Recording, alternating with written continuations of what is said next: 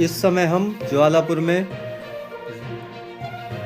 रविदास आचार्य माननीय पूर्व विधायक श्री सुरेश राठौर जी के समक्ष उपस्थित हैं। माननीय विधायक जी, आज भगवान रविदास जी की जयंती है, उस पर प्रकाश डालते हुए कुछ भगवान रविदास जी के बारे में और उनकी जीवन की स्मृतियों के बारे में बताने की कृपा करें। देखिए, आज 649 जन्मदिवस है और पिछले 2 वर्षों से 650वें जन्मदिवस की तैयारी पूरे देश में हमारी रविदास पीठ के माध्यम से चल रही है। और हमारे लिए सौभाग्य की बात है, आज देश के यशस्वी प्रधानमंत्री नरेंद्र मोदी जी भी गुरु रविदास जी की जयंती को मनाने के लिए पंजाब में पहुंचे और सभी तरह से लोकसभा के अंदर भी रविदास जयंती को मनाया गया। तो बड़ा स्पष्ट है कि देश और दुनिया के महान संतों में अगर कोई पंक्ति में लिपिबद्ध किया जाए तो गुरु रविदास जी का स्थान सर्वोच्च स्थान है, पहले स्थान पर उनका आता है। उन्होंने कहा था कि तौहीद वही नहीं तौहीद अंतर क्या कभी की कभी की परम पिता परमेश्वर को चरम शोधन का काम करते करते गुरु ने ईश्वर की प्राप्ति की और कभी किसी के साथ कोई भेदभाव नहीं किया। वो हमेशा समता मूलक समाज की स्थापना में विश्वास रखते, समरसता में विश्वास रखते। उनकी जो शिक्षाएं हैं, उनके जो दोष हैं, उनके जो छत है, उनके जो पद है, वो गुरु ग्रंथ साहब में शामिल है। पढ़े जाते हैं। वो एक बेगम सराय की स्थापना के लिए समाज का निर्माण करना चाहते थे, जहाँ सबको भोजन मिले, रहने के लिए मकान मिले और कारोबार भी मिले।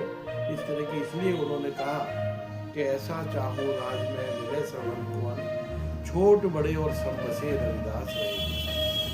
उनकी वाणियों को आज भी खोजा जा रहा है, ढूंढा जा रहा है। वो जात पात में विश्वास नहीं रखते थे, उनकी सोच बड़ी स्पष्ट थी। वो मानवतावादी थे,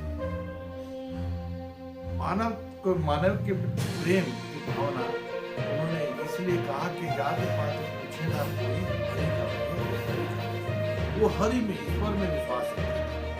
अगर हम कहें कि आज के युग में जो सनातन की बात कर रहे हैं, ये बहुत पहले उन्होंने 650 साल पहले सनातन को मजबूत करने के लिए शाह सिकंदर लोधी से बोला। शाह सिकंदर लोधी चाहते थे इस्लाम स्वीकार कर लें, लेकिन गुरु रविदास जी ने इस्लाम को स्वीकार करना नहीं स्वीकार किया।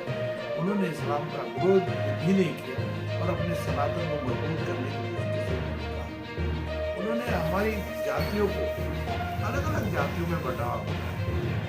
जाति जात में जात है जो केलन के बाद रविदास न मानत उससे लोना जाता। जिस प्रकार से केले के पत्ते के नीचे भी केला ही होता है, उसके नीचे भी और केला ही होता है, अगर उसको और भी छीलेंगे तो केला ही होता है। इसी प्रकार से हमारी जातियां विभिन्न वर्गों में बन गई।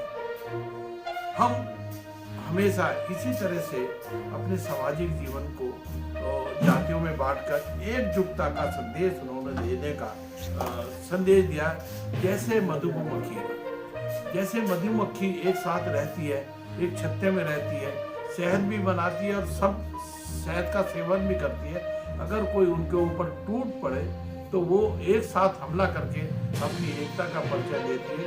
उन्होंने समाज को एकजुट करने का संदेश दिया।